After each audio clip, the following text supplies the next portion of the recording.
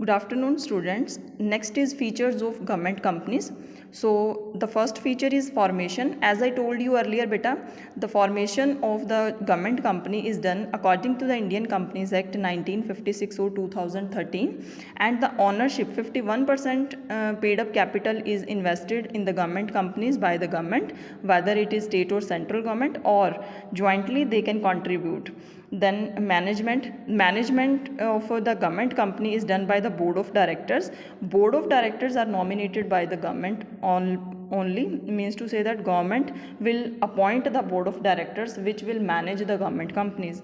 Financing, they can be financed by the government as well as public. As I told you, beta, 51% capital investment is in the hands of government and 49% is in the hands of public. So in this way we can say that the finance of the government company is done by both. Appointments, the appointment of these companies are according to their own service conditions, because board of directors will frame their policies, rules and regulations, so they can appoint the employees according to the need of the organization.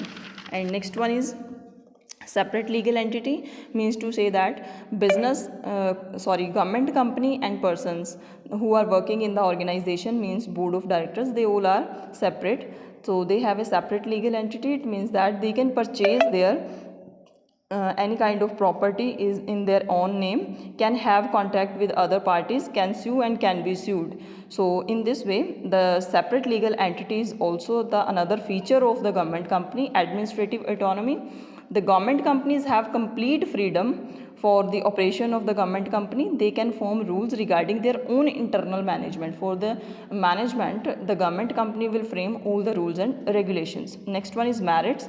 So easy formation. So with the passing of a special act or according to the Indian Companies Act, the formation of government company is possible.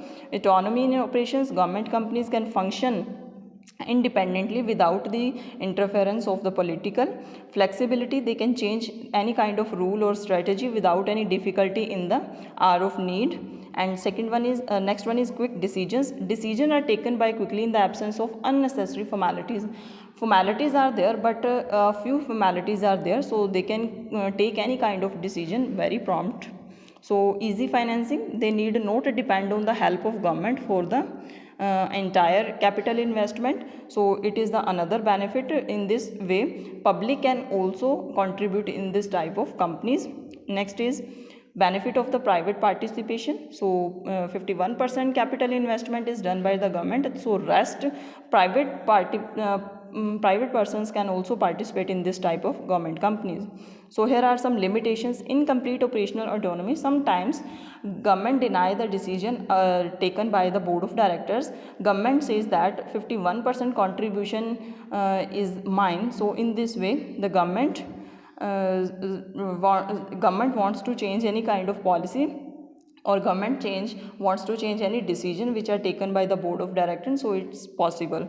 Next, no continuity in the policy. So continuity in the policy is not achieved due to the speedy replacement of the officers which are governed by the government company. So sometimes frequently replacement of board of directors is possible in the government company. So in this way new board of directors will make their own policies, so the policies which are framed by the existing board of directors are not continued by the new one. So in this way this is also a drawback of government companies. Next one is lack of professional efficiency. The persons appointed by the government as the board of directors are not always professional. They are not efficient in the working of government company. So in this way this is also a lack of inefficiency in the professional. Next one is fear of public accountability. So the annual reports of the government company is presented to the parliament. So the senior directors do not take any risky decision towards the government company, because they have a fear that all the records are submitted by the company to the parliament. So these are the limitations or drawbacks of the government companies.